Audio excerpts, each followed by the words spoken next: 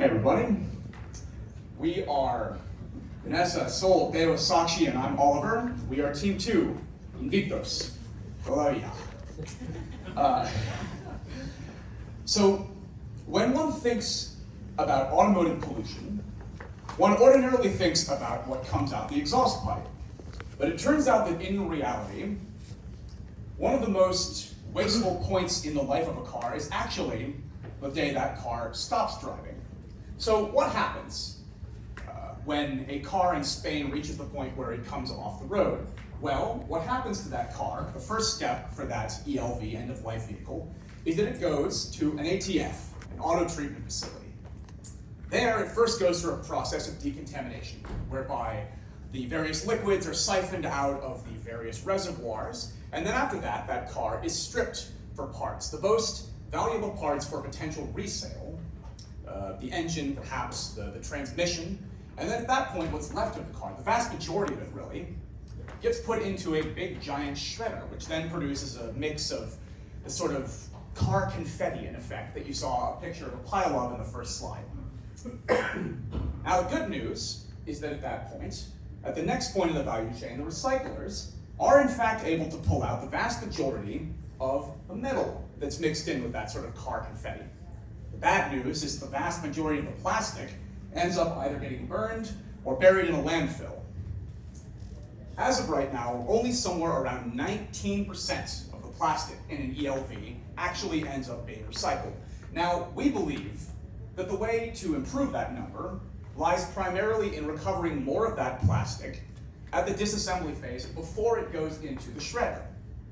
So if that's such an obvious solution, then you might ask, why are they not already doing that? Why is that not already happening? Well, it turns out that there is a direct economic disincentive in the current economic structure for that to happen. The ATFs that I mentioned before, these are small businesses. These are small businesses. They don't have the scale to be able to, they don't have the resources to be able to go in and recover potentially recyclable plastic at scale. No, their method of survival lies in recovering a couple of the most valuable, potentially resellable parts at the least amount with the least investment of time and labor to do so. That's how those companies survive. In short, we have a systemic problem which requires a systemic solution. Now, since the point at which the most plastic is lost in the life cycle of an ELV is at this point of the shredder,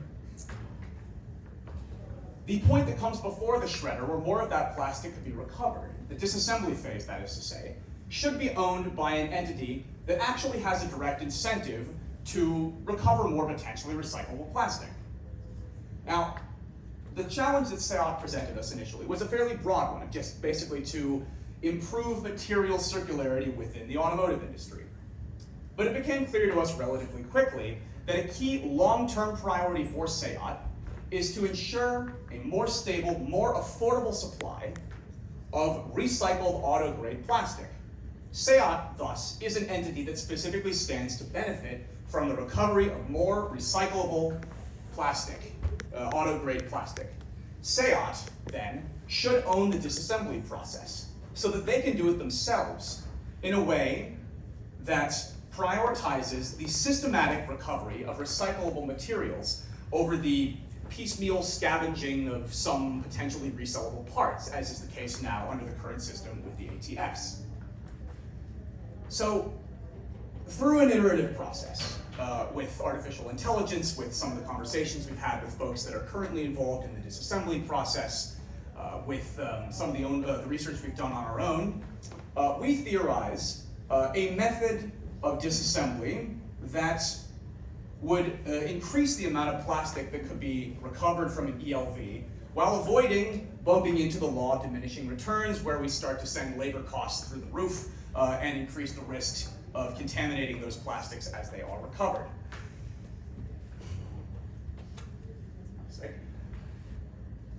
In order to do this, that would involve basically recovering a number of parts that as of right now end up going into the shredder. Things like the bumpers, some of the external trim, like the sort of wheel well, a number of other pieces that will go into our final report.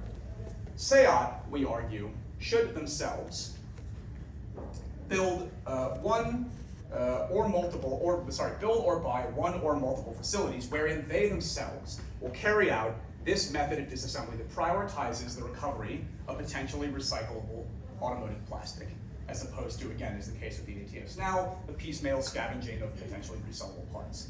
Now, in addition to building out the facilities or buying the facilities to carry out this work, they would also need to build a network to capture ELVs in order to be able to supply this system. That would probably involve deals with dealers, with some existing ATFs, probably some marketing. Vertical integration right now is already trending within the auto industry. We see this already happening in the context of the EV revolution. By absorbing a part of the life cycle and the value that is currently owned by the ATFs, SEAT could achieve two very important goals. First, it would create a direct internal incentive for their designers in the long run to design cars in a way with more of a view toward a future in which those cars are going to be disassembled. Because of course, if their own workers are the ones doing the disassembly, well, cars that are more easily disassembled will result in more recovered recyclable plastic and of course lower labor costs. But even more importantly, by doing this, SEAT would position itself to achieve that goal that I mentioned earlier of getting a more reliable, more steady, more affordable supply of auto-grade plastic. Because think about it, if SEAT were more than simply a consumer of recycled plastic, more than simply a customer of the companies that recycle that plastic, but rather a supplier of the material that those recyclers use to produce that recycled plastic, well, obviously that would create a situation where SEAT could negotiate substantially better deals than they have now in order to obtain a more affordable supply of that plastic in the future. Through economies of scale, in short, SEAT could both improve circularity of materials in the auto industry and bolster their own bottom line. Now, as you can see, there are a number of big unanswered questions in terms of exactly how this program would be set up, in terms of the number of facilities, etc.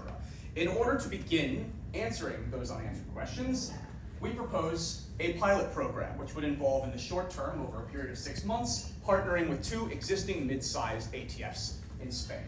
We estimate fixed costs of somewhere around 30,000 euros with an additional 50,000 in variable costs. The goal of this would be to disassemble somewhere around 4 SEAT ELVs per month for a total of somewhere around 50.